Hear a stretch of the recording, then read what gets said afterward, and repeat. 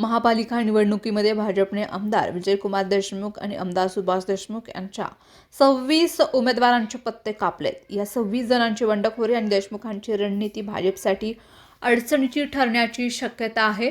त्यामुळे त्या बंडखोरांकडे शुक्रवारी लक्ष असणार आहे।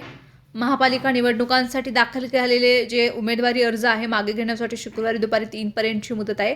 भाजपने एकूण 26 प्रभागामधून 102 जणांना उमेदवारी दिली आहे। आमदार विजयकुमार देशमुख यांच्या शिफारसीनुसार पालकमंत्री जयकुमार गोरे आणि आमदार देवेंद्र कोठे 48, पालकमंत्री गोरे 30 तर सुभाष देशमुख 21 असे माजी आमदार दिलीप माने यांच्या शिफारशीनुसार 3 जणांना उमेदवारी मिळाली आहे। जागा वाटपात आमदार कोठे यांनी बाजी मारले, त्यासाठी त्यांनी पक्षाकडे सबळ कारणही दिलेत। मात्र यामधून संघर्षही उभा राहिला। या सर्व विषयांवर चर्चा करण्यासाठी 2 देशमुखांच्या समर्थकांनी वेगवेगळ्या ठिकाणी बैठका घेतल्यात। आमदार सुभाष देशमुख यांनी प्रभाग क्रमांक 22 मधून शीतल गायकवाड यांच्या उमेदवारीसाठी अखेरपर्यंत प्रयत्न केलेत, मात्र त्यांना उमेदवारी मिळालेली नाहीये। आता गायकवाड यांचा लढण्याचा पवित्रा हा कायम आहे। प्रभाग 23 मध्ये निर्मला गायकवाड, प्रभाग 24 मध्ये रश्मी विशाल गायकवाड आणि वडापूरकर यांचा अपक्ष अर्ज आहे। देशमुखांनी प्रभाग 25 मधून वैभव हातुरे यांच्या उमेदवारीची शिफारस केली होती, मात्र उमेदवारी नाकारल्यामुळे त्यांनी राष्ट्रवादी अजित पवार पक्षाकडून अर्ज दाखल केलाय।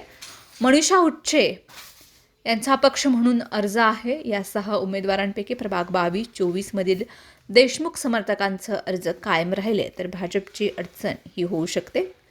विजयकुमार गटाचे बंडखोर एक प्रभाग 5 मध्ये ज्योती बमगोडे, राजू अलुरे, प्रभाग 6 कीर्ती शिंदे, सुदर्शना चव्हाण, केदार कराळे, प्रभाग क्रमांक 7 श्रीकांत घाडगे, प्रभाग क्रमांक 10 संगीता कंजरला, नागेश वल्लाळ, विजय इप्पाकायर, रवींद्र नादरगी, प्रभाग क्रमांक 11 रोहन सोमा, भाग्यलक्ष्मी महंता, नागम्मा हुल्ले, सतीश भरमशेट्टी, प्रभाग क्रमांक 12 काशीनाथ झाडबुके, मंदिरा साळुंके, मल्लिकार्जुन पाटील, प्रभाग क्रमांक 13 प्रतिभा मुदगुल, प्रभाग क्रमांक 12 मधून राजेश अणगिरे यांनी शिवसेनेकडून शिंदेंचा अर्ज दाखल केलाय। राजू अलुरे यांनी गुरुवारी बाळे येथे बैठक घेऊन उमेदवारी कायम ठेवणार असल्याचे सांगितले।